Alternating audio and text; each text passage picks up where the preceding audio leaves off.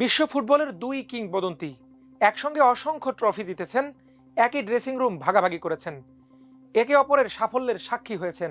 এবার তারা প্রতিপক্ষ। একজনের নাম ক্রিস্টিয়ানো রোনালদো, অন্যজন লুকা মদ্রিচ। বিশ্বকাপের নকআউট পর্বে পর্তুগাল ও ক্রোয়েশিয়ার মহারণে হয়তো শেষবারের মতো বিশ্ব মঞ্চে মুখোমুখি হচ্ছেন এই দুই মহাতারকা। তাই এটি শুধু একটি ম্যাচ নয়, বরং দুই কিংবদন্তির শেষ অধ্যায়ের লড়াই।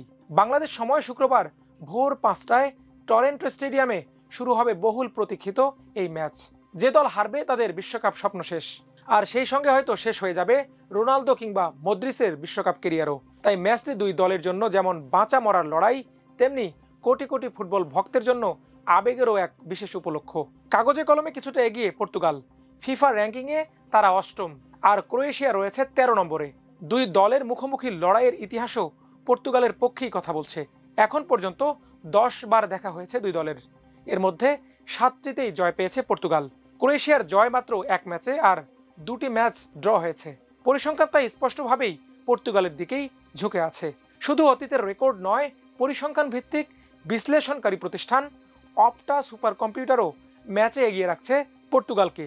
তাদের পূর্বাভাস অনুযায়ী নির্ধারিত সময়ে পর্তুগালের জয়ের সম্ভাবনা 56.7%, বিপরীতে ক্রোয়েশিয়ার জয়ের সম্ভাবনা মাত্র 19.6%। তবে বিশ্বকাপের নকআউট পর্বে পরিসংখ্যান অনেক সময়ই মাঠের বাস্তবতার কাছে হার মানে। একটিমাত্র ভুল কিংবা এক মুহূর্তের জাদুই বদলে দিতে পারে পুরো ম্যাচের গল্প। পর্তুগাল এবারের বিশ্বকাপে এখনও নিজেদের সেরা রূপ দেখাতে পারেনি। কঙ্গোর বিপক্ষে ড্র, উজবেকিস্তানের বিপক্ষে বড় জয় এবং কলম্বিয়ার বিপক্ষে হতাশাজনক পারফরম্যান্স, সব মিলিয়ে রবার্তো মার্তিনেজের দল এখনও ছন্দের খোঁজে। দলের মতোই রোনালদো আলো ছড়াতে পারেনি প্রত্যাশা মতো।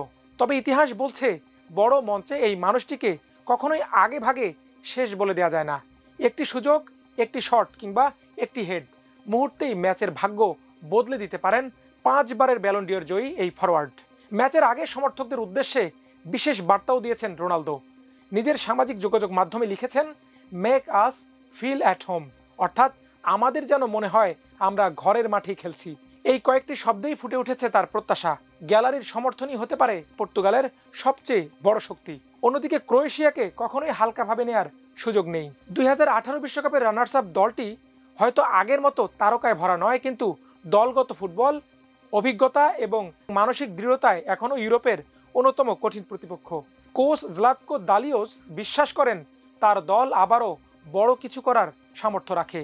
ইংল্যান্ডের বিপক্ষে হার দিয়ে বিশ্বকাপ শুরু হলেও টানা 2 জয়ে আত্মবিশ্বাস ফিরে পেয়েছে ক্রোয়েশিয়া। তবে এই ম্যাচের সবচেয়ে আবেগঘন দিকটি হয়তো রোনালদো ও মদ্রিচকে ঘিরেই। দুজনেই 40-এর কোঠায়, দুজনেই নিজ নিজ দেশের ইতিহাসের অন্যতম সেরা ফুটবলার, আর দুজনেরই বিশ্বকাপ জয়ের স্বপ্ন এখনও অপূর্ণ। কিন্তু নির্মম বাস্তবতা হলো, এই ম্যাচ শেষে তাদের একজনের বিশ্বকাপ যাত্রা চিরতরেই শেষ হয়ে যাবে। তাই প্রশ্ন এখন একটাই, শেষ হাসিটা কার?